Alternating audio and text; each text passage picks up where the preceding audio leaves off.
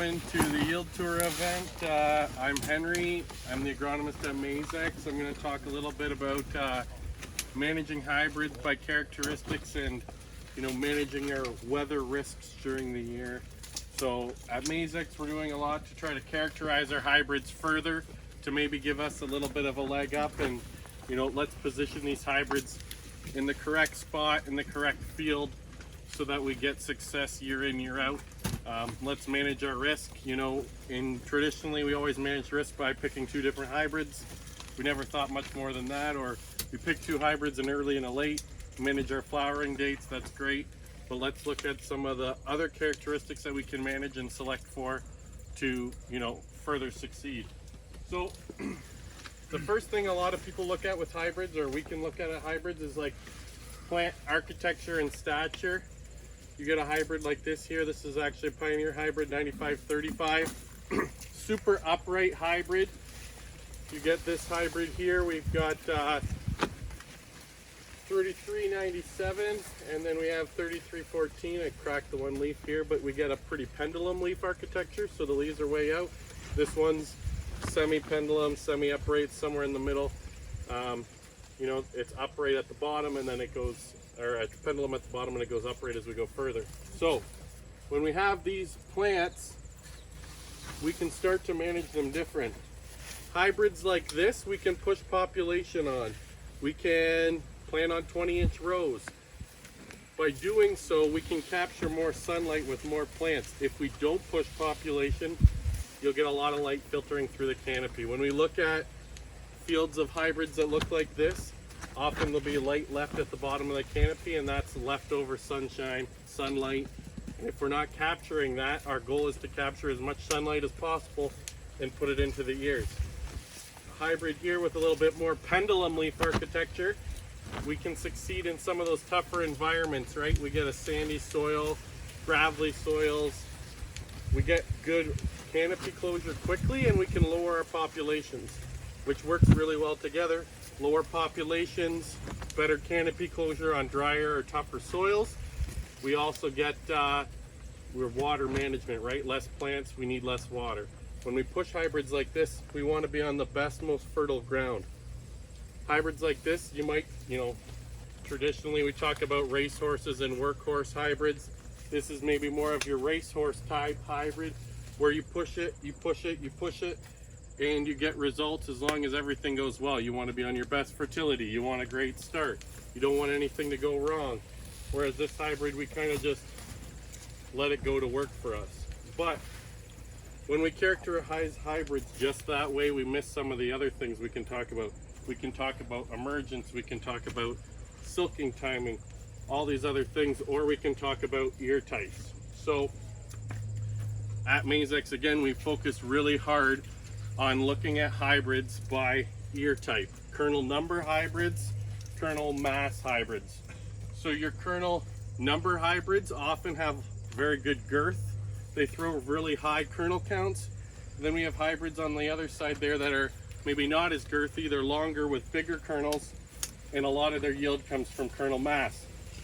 So how do we characterize these hybrids? So we look at them, we can take characteristics, we score rows round in our seed guide. Cool. Oh, we want the biggest rows round. Well, not necessarily. We can also score kernel weight. So in the fall, we went out and at harvest, instead of just taking moisture and test weight, we actually took kernel weight. So I had a black container at harvest. I threw a bunch of kernels in there, 500 kernels, let's say. Took a picture with an app I paid for, counts the kernels for me. I throw those kernels in a cup, a little scale about this big on the back of my tailgate. I weigh it, and I get a weight per kernel, and I have the moisture. Go back to my computer, and I sit down and I throw the weights in, and I can come up with a kernel weight per, or a weight per kernel, or 1,000 kernel weight. How many kernels does 1,000 grams weigh? Or in Yield Tour, we talk about kernels per bushel. How many kernels make up my bushel of corn? So on Yield Tour, we're using an 86.5 divisor normally. So we're saying 86,500 kernels in a field of corn make up one bushel. This year we're going to come back a bit to maybe an 89,000 or something. 89,000 kernels make up a bushel of corn. That's an average. We have hybrids in our lineup, and every other company does, that go from 60,000 kernels per bushel all the way up to 100,000 kernels per bushel. And if we can figure that out, we can start figuring out where we need to manage these hybrids and when we need to manage these hybrids for the most success. So we look here, we have 3397. We did some population work, and we did some, I call it, we stressed the plants at different times of the year. So here's 26,000 plants per acre on 3397. We're running 22s, 20 round. When we go to 30s, we're running 20s and 18s. And when we do this, we had a great intern from the east here, and Julia. They came out right after planting and they iced the rows. Right after planting, we threw ice over top of the rows, and we brought the temperature of the soil below 50 degrees Fahrenheit. We did that because once we drop below 50 degrees Fahrenheit, we can have cold shock, or if we suck in cold water in the seed, imbibe cold water, we get cold shock. It stresses the plant. And we wanted to see if hybrids with different characteristics respond differently to that early season stress. Let's say it's May 6th, the ground's fit, but you know you have a cold rain tomorrow. Should you plant? I don't know, but maybe can you plant a hybrid that responds better to that, not just pick the longest hybrid that you think you should put in the ground first. So when we did that to 3397, which we would say is a kernel number hybrid, or it flexes girth early, we lost a lot of kernel rows. You look at that versus the standard, you're pretty upset with the result. When we look at a comparable hybrid, or a companion hybrid, let's say maybe, when we iced the rows, we lost a lot less kernel rows round. We probably held 14 and 16. You're looking at 16 and 18s at standard, pretty much the same at 26. So we'd say this hybrid, you know, it doesn't flex down in girth. A lot of yield is determined late. We have really big kernels, really heavy kernels. A lot of our yield is packed on post-tassel. Whereas this hybrid, all our yield was determined early, or a lot of it was, and when we struggled to come out of the ground, we hurt this hybrid more so as a percentage than that hybrid. So when we start thinking about hybrids that way, what do you guys think we need to be doing with these hybrids that we don't necessarily need to be doing with those hybrids? Any thoughts? Starter fertilizer. Which one's going to need starter fertilizer more, or which one is it going to be more important for? Our girth hybrids. If we don't start strong, we will not get our girth.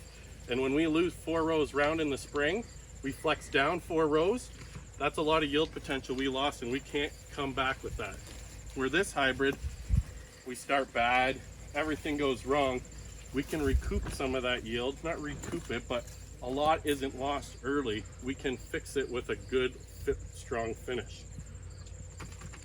When we look at hybrids like that, we all know this year we've struggled with sunlight. We've had a tough dough.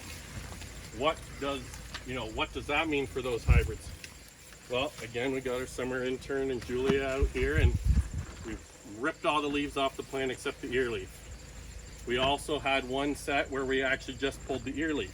So what happens when we don't have enough plant or to photosynthesize from, let's say, a hail event, or let's say we get very little sunlight, it's a really bad finish. What happens to those hybrids when we do that to them? Well, our kernel mass hybrids just fall apart because they're pulling so hard. They have so much to fill, they couldn't handle it, and you get ears that look like this. Our kernel number hybrids, yeah, don't defoliate your whole plant, it's not great, but there's still more here than this hybrid. This hybrid doesn't have as much of pull. We didn't lose as much yield late. This one, it was really painful for. When we look at just the ear leaf, we really didn't do much, which is kind of interesting, right? We all hear, yeah, ear leaf, we got to keep the ear leaf clean. Don't get any disease on the ear leaf. Don't hurt the ear leaf. Ear leaf does all the work. Well, corn plant's pretty resilient, it looks like. The ear leaf matters a lot, but the corn plant can compensate. So let's say we get to V10 and we get a hailstorm. Maybe we lose length, because we're starting to determine length after, you know, waist high corn, but we're not hurting kernel weight, and we didn't hurt our girth. We might have hurt the ear leaf, but the rest of the plant can compensate. Whereas a late hail event or a really tough fall, it's going to be tough on both hybrids, but even more so on these hybrids. So when we go further into this and we start thinking like, oh, what should I do? Like, what hybrid should I plant? You have to ask yourself, what are you good at and what are you maybe not as good at? A guy that's no-tilling, a guy that's strip-tilling, never starts well, loves pushing the ground, has lots of acres.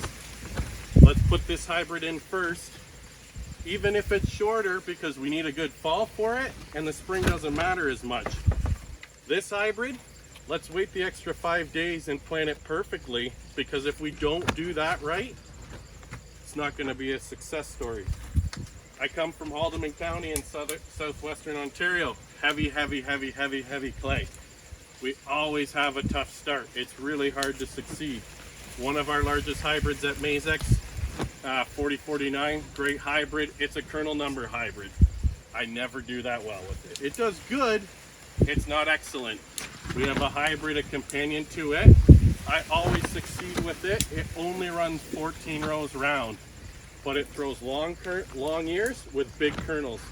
We get good late season. We're close to the lake. We get a good finish. We succeed really well at those hybrids. So you can start asking yourself, what hybrids are working on my farm and why, once you know these characteristics, and you can start picking what's coming down the pipeline and knowing, hey, that might fit really well on my farm. So you can ask your seed guys or your rep from a company and say, hey, you know, hybrid X that's coming down, where's it create its yield? Oh, it's a girth hybrid. All the yield's early. It's kernel number. It just throws tons of kernels on, and you go, wow. You know, I've had a really good luck with some of these type of hybrids. 3314, 63G62, 2982. You know, those Maizex hybrids have a lot of yield late. Well, maybe that new hybrid isn't the one for you. Or maybe you're the guy that your conventional tillage, you still moldboard plow, you have tons of fertility early, you got dry fertilizer on the planter, and you say, oh, 3117, man, that's my hybrid. Then when we come out with a new hybrid that's a big girthy hybrid, you know, hey, that might work really well on that guy's farm. Or you're in the winter and, you know, we're on yield tour and I come to your farm and say, hey, sorry, but I yield checked it and it's only 180. You can go, wow, I know it's going to yield more because of kernel weight, right? This hybrid might yield check at 180, but we all know it might be 210. This hybrid might kernel count at 230, but it'll probably be 210 because the divisors are different. When we start knowing that, we can predict yield better, we also can manage better, and we can pick hybrids better. So the biggest thing is just knowing what works well on your farm, and if you're a good farmer and you know everything, some years are different, which, let's be honest, we had a really dry start, so maybe tough planting conditions aren't an issue. Let's just spread our risk and not just pick the long hybrid and the short hybrid. Let's make sure if we pick a long hybrid like this, our short hybrid looks like this. When we don't do that, we can put all our eggs in one basket, and then if the fall doesn't go our way or the spring doesn't go our way, we end up kind of euchred. Anyone have any questions about hybrids or any other thoughts or what you guys have been seeing? Oh, we got a quiet crowd. Come on. So I think it's important just to ask your seed guys. Maybe they don't know, but someone in the company knows, and start looking in the seed guides. You know, I know we actually score rows round. That's a great place to even start to just know, oh, it's a 20-row round hybrid. It's probably a girth. It's probably a kernel number hybrid. We need to start strong. It shows a 14 to a 16, even a 16 to an 18. Okay, yeah, it must be packing a lot of yield on at the end, because I mean, you guys can all tell me which hybrid looks like it's gonna win today. Probably this hybrid, right? Well, when you crack them open, you know, I'm starting to shrivel up because it's not that mature. But these kernels looked a lot bigger this morning than these. When you have a 75,000 kernel per bushel instead of a 90, that's about 18% more yield that we're not seeing until harvest. So that 180 is really a 220, and that 250 is really a 230 because we used an 89.5 divisor and it's a 95. So we just go out, look in your fields, look at your hybrids, and you can start figuring out what works or why it didn't work. If we don't get a better finish than, you know, today, this morning was nice, yesterday was beautiful. If September sucks, these hybrids are gonna be not great. And you're gonna wish you had all these hybrids, but at least you know why that happened. You don't go, well, that's just a junk hybrid. Because, I mean, I'm not telling you not every hybrid's perfect for every farm, but a lot of times there's a reason a hybrid didn't win. It's not just, it was a bad hybrid. It just had a bad year. How many times do you have your favorite hybrid and then one year it lets you down and you're like, I don't know why that happened. It's probably a timing thing. You know, you had a tough start, didn't throw girth, or you had a tough finish and it didn't throw weight. So once you know that, you can explain to yourself and understand why you're succeeding or why you're having a tough time in the fall at harvest. Yeah, that's pretty much the story. If you guys have any other questions, feel free. Otherwise, yeah. So in your seed catalog, you're saying rows round is what you're listing. Yeah. Is that like interchangeable with what others would put like as flex to a certain extent, or how does that correlate? So flex into term. That's a good question. So flex is interesting. All hybrids flex. Someone saying that hybrids don't flex, I don't really buy that. They flex in different ways, right? So, you know, if we go kernel number, kernel mass hybrids, you can then break them down further, and there's girth hybrids, early length hybrids, post-pollination length hybrids, and kernel weight hybrids, depth hybrids. You know, this is a girth hybrid. It flexes, you can't flex up. The idea of making rows round, you can't. You start with genetics, say this has a set 24 rows round max potential. You can only flex down. So at low population, I threw a few more rows round. This flexes down in girth. It doesn't look like it flexes much in length. This hybrid flexes a bit in length, post-pollination length, right? We got that length and we aborted back down. Those all pollinated. That was from the stress. So you want a good late pollination. And then we flex in kernel depth. A lot of hybrids that we call determined years or less flex, they're probably more in this category where they're mostly depth hybrids and the length doesn't change much. Those hybrids, yes, we can push population on, but we still need to feed them where they flex down in kernel depth. But these hybrids usually excel at higher populations. I know we had a hybrid 63G. It was a depth hybrid, maybe a depth and length. You could push the pop on it, you can give it. But that's where you can't start boxing all these hybrids into boxes, because if I tell you that upright plant's a racehorse and it actually has a girthy ear, well, we have to manage that, right? If that plant was upright and it has an ear like this, oh well, we know we just should blast the population to it, right? But flex, a lot of people just look at flex and go, oh, it went down in length or down in rows. Well, it can also flex in kernel depth. And that's where I think a lot of our determined hybrids are more in this camp.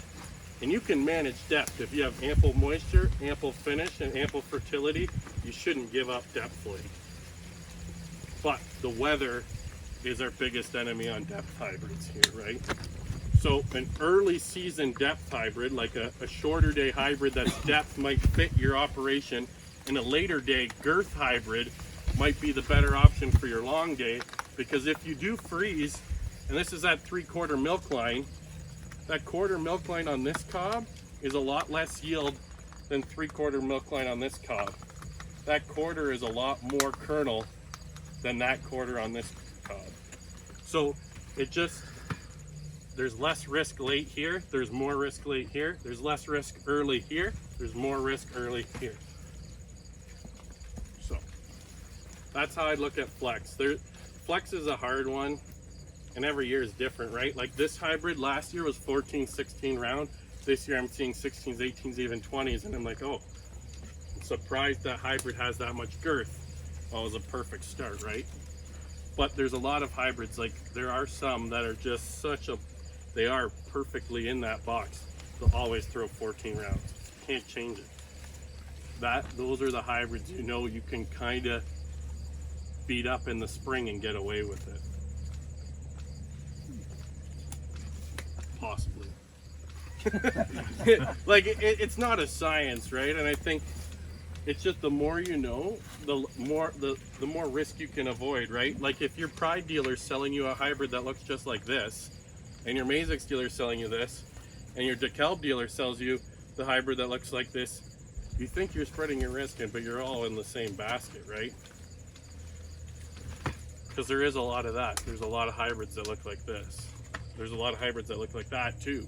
But genetics start going one way and then they start going the other way, and we're selecting by yield. So if we have a great fall, all of a sudden this hybrid looks really good and this one's only average. So even internally at Maizex, we went to 2-year testing before we advanced anything, because I know Pioneer did the same thing. They went to 2-year testing because when you're doing 1-year advanced testing, you start selecting hybrids by year, not by actual true yield potential all the time. And that's a risk, and that's where you'll get chasing the bag as a farmer.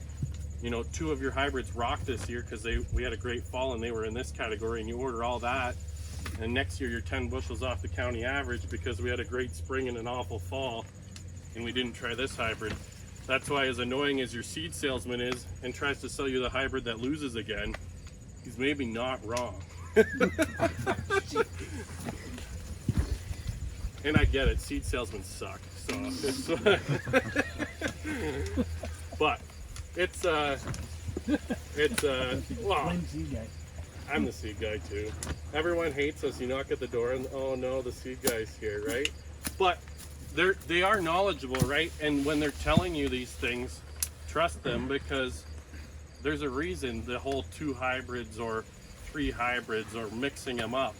It's not because they want to sell you more. They actually do want you to succeed, right? And that's what I want you guys to know, right? It's not just, hey, he wants to sell me 3 hybrids because he wants to sell more corn. He also wants you to succeed and spread your risk.